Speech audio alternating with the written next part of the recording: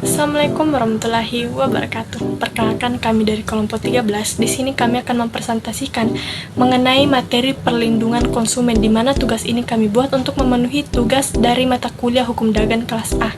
Sebelum lanjut kepada pembahasan, terlebih dahulu kami memperkenalkan daftar anggota kelompok 13. Yang pertama itu saya sendiri, Dewi Rukmianti dengan NIM B01123124, dan rekan saya Andriano Andikuna dengan NIM B01123149, dan Nur Fatwa Ananda Jalo dengan NIM B01123414. Di video kali ini kami akan membahas tentang perlindungan konsumen, di mana di sini kami akan membahas 7 poin dari perlindungan konsumen itu, yaitu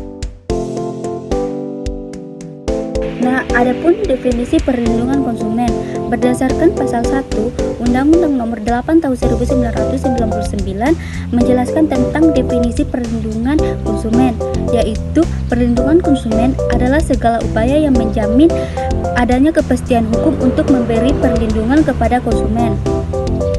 Konsumen adalah setiap orang yang memakai barang atau jasa tersedia dalam masyarakat, baik kepentingan diri sendiri, keluarga, orang lain, maupun makhluk hidup lain, dan tidak untuk diperdagangkan.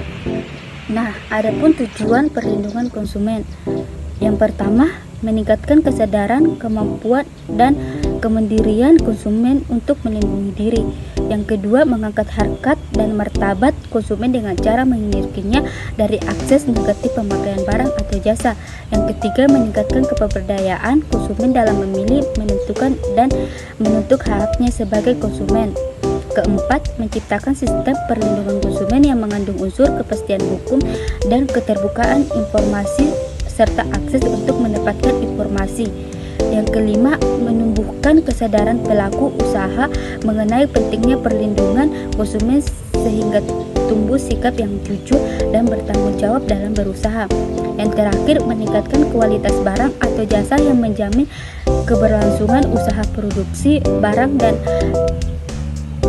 jasa, kesehatan, kenyamanan, keamanan, dan keselamatan konsumen.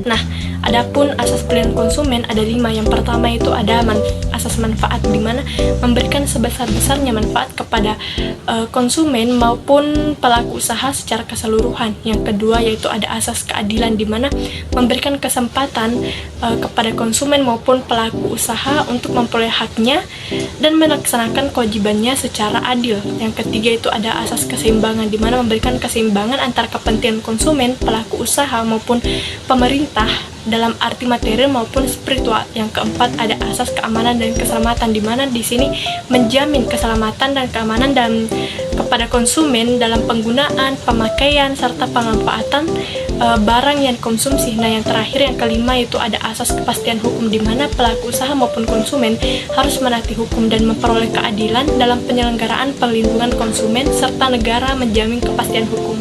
Adapun hak konsumen sebagaimana diatur pada pasal 4 UU PK, yaitu yang pertama ada hak atas kenyamanan, keamanan, dan keselamatan dalam mengkonsumsi barang, hak untuk memilih barang, hak untuk mendapatkan informasi yang benar, jelas mengenai kondisi dan jaminan barang tersebut, hak untuk didengarkan pendapatnya, hak untuk mendapatkan advokasi, perlindungan, dan upaya penyelesaian sengketa konsumen, hak untuk mendapatkan pembinaan, hak untuk diperlakukan dan dilayani secara benar, hak untuk mendapatkan kompensasi, ganti rugi apabila barang yang diterimanya itu tidak sesuai, dan hak-hak yang lainnya yang diatur dalam ketentuan perundang-undangan lainnya. Adapun kewajiban konsumen sebagaimana yang diatur pada pasal 5 UU PK, yaitu membaca dan mengikuti petunjuk informasi dan prosedur pemakaian.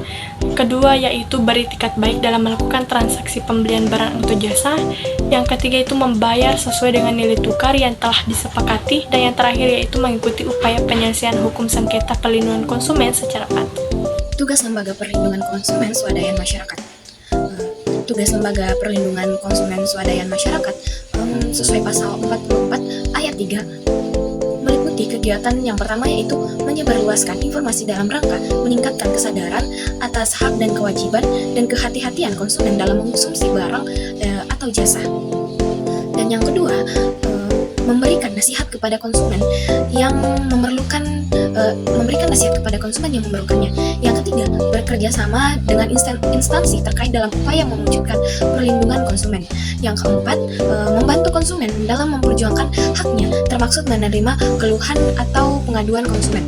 Dan yang kelima, melakukan pengawasan bersama pemerintah dan masyarakat terhadap pelaksanaan perlindungan konsumen. Cara penyelesaian sengketa. Penyelesaian sengketa konsumen dilakukan dua cara, yaitu yang pertama, penyelesaian di luar pengadilan atau non-litigasi. Penyelesaian sengketa konsumen di luar pengadilan diselenggarakan untuk mencapai kesepakatan mengenai bentuk dan besarnya ganti rugi dan mengenai tindakan tertentu untuk menjamin tidak akan terjadi kembali atau tidak akan terulang kembali kerugian yang diderita oleh konsumen. Dan yang kedua, penyelesaian sengketa melalui pengadilan atau litigasi.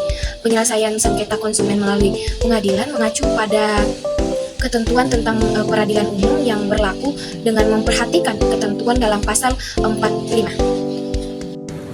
Nah, itulah tadi penjelasan mengenai perlindungan konsumen dari kelompok kami yang membahas beberapa poin. Nah, adapun kesimpulan yang dapat kami simpulkan yaitu perlindungan konsumen berdasarkan Undang-Undang Nomor 8 Tahun 1999 adalah upaya hukum untuk menjamin hak-hak konsumen dan melindungi mereka dari kerugian akibat penggunaan barang atau jasa. Nah, undang-undang ini bertujuan untuk meningkatkan kesadaran dan kemandirian konsumen, memberdayakan mereka untuk menuntut hak serta mendorong pelaku usaha bertanggung jawab dalam menyediakan produk yang aman dan berkualitas. Nah, dengan asas keadilan, kemanfaatan, keseimbangan, keamanan, dan kepastian hukum ini, perlindungan konsumen menciptakan hubungan harmonis antara konsumen dan pelaku usaha serta pemerintah. Nah, penyelesaian sengketa dapat dilakukan melalui dua jalur. Yang pertama itu bisa melalui non-litigasi, dan yang kedua itu bisa melalui litigasi yang didukung oleh lembaga swadaya masyarakat